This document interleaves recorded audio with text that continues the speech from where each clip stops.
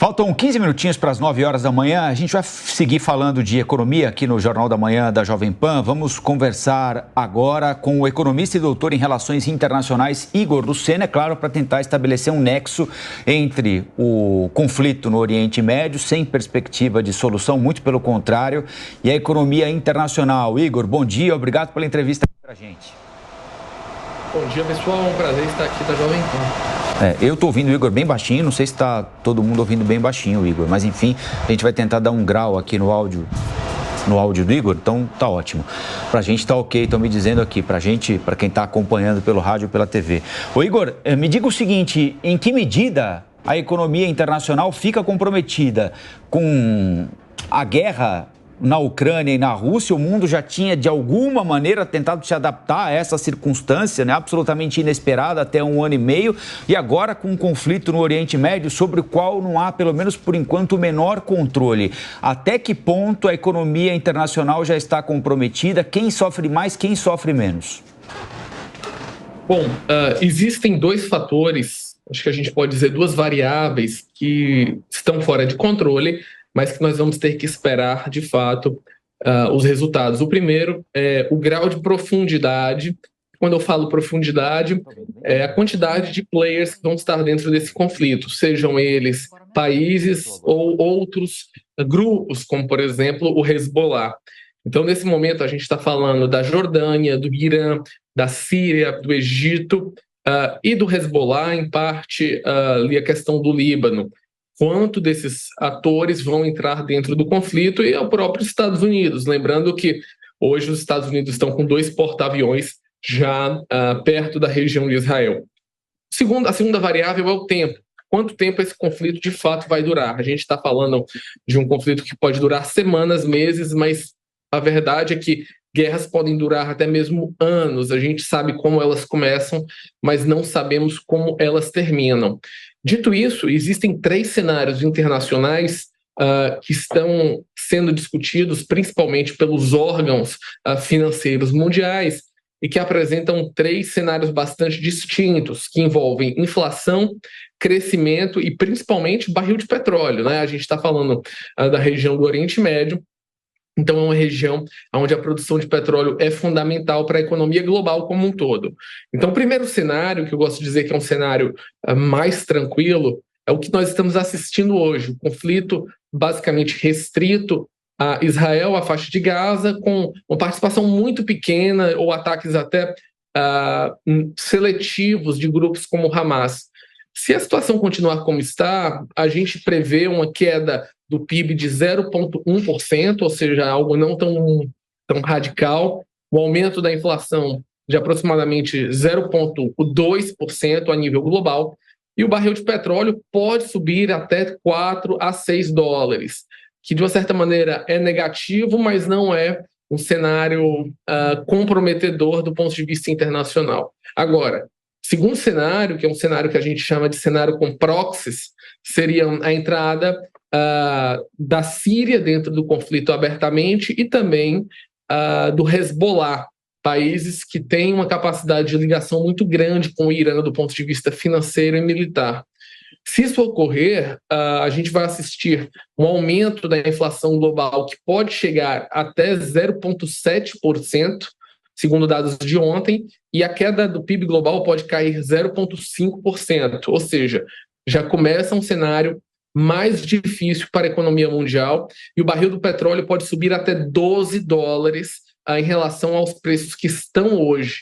Então, esse cenário é um cenário já negativo, que poderia comprometer, inclusive, o crescimento do Brasil para o ano de 2023, até o finalzinho desse ano, que geralmente é o período da economia mais aquecida. Agora, o cenário que a gente gostaria de chamar que seria um cenário catastrófico seria a possibilidade do Irã entrar diretamente dentro do conflito. Então, a gente estaria vendo o Irã entrando em contato de combate diretamente com Israel, podendo atingir poços de petróleo, refinarias de petróleo. A entrada dos Estados Unidos seria quase uma necessidade para Israel. Então, nesse caso, o barril de petróleo poderia sim subir mais de $30, então a gente estaria falando barril por volta de $120, a economia global poderia cair até 1,5% e a inflação mundial 1%. Ou seja, em um cenário mais radical, o mundo inteiro entraria em uma recessão. E seria péssimo, né? O efeito disso acompanhado da própria guerra da Ucrânia e outros conflitos acontecendo no mundo. Nós vimos ontem um atentado na Bélgica, que tem, obviamente, uma correlação, pelo menos ideológica, com o que nós estamos assistindo em Israel, e já existem informações de que a possibilidade de invasão do Azerbaijão sobre a Armênia. Então, acho que o mundo está ficando mais perigoso e esses dados que nós começamos a receber sobre quais são os efeitos econômicos disso tornam o mundo muito reticente para apostas de risco. E isso, claro, impacta o Brasil.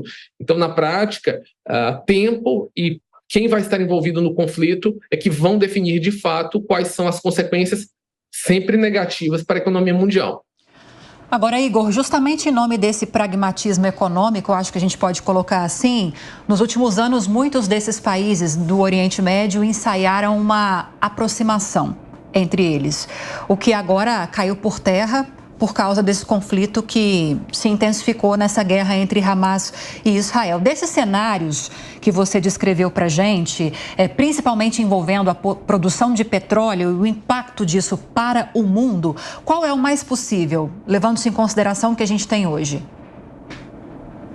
Olha, eu acho que existe uma divisão clara no mundo árabe hoje, principalmente com novas gerações que começam a assumir os seus reinados e têm uma visão muito pró-Ocidente. A gente está assistindo, por exemplo, a Arábia Saudita entrando muito forte nos campeonatos de futebol, a ideia de investimentos nesses países, os acordos de Abraão, que organizaram as relações comerciais e diplomáticas dos Emirados Árabes Unidos juntamente com Israel.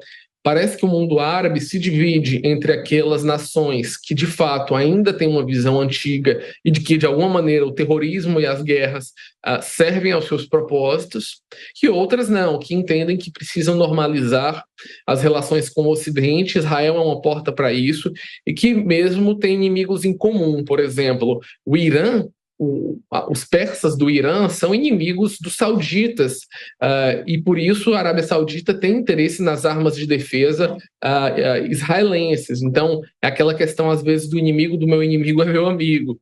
É um mundo que está se modificando passo a passo. Agora, a gente vai ter que esperar para ver o que de fato ocorre. Porém, no cenário atual que nós estamos assistindo, acho que o cenário 2, o cenário intermediário, é algo que é uma realidade muito próxima. O Irã já deu declarações de que não tem interesse nas Nações Unidas em ter um conflito aberto, porém, ele poderá pressionar fortemente o Hezbollah e também a Síria para entrarem no conflito logo após a invasão terrestre se iniciar na faixa de Gaza. Então, acho que o que a gente vai assistir vai ser esses proxies do Irã tentando entrar em contato com os exércitos de Israel, até porque os Estados Unidos, com seus porta-aviões, deixaram um recado muito forte para que países não entrem no conflito. Então, de fato, talvez o uso do Hezbollah e outros grupos paramilitares sejam a maneira de contra-ataque de nações como o Irã, e eu acho que seria o mais provável de nós assistirmos nas próximas semanas.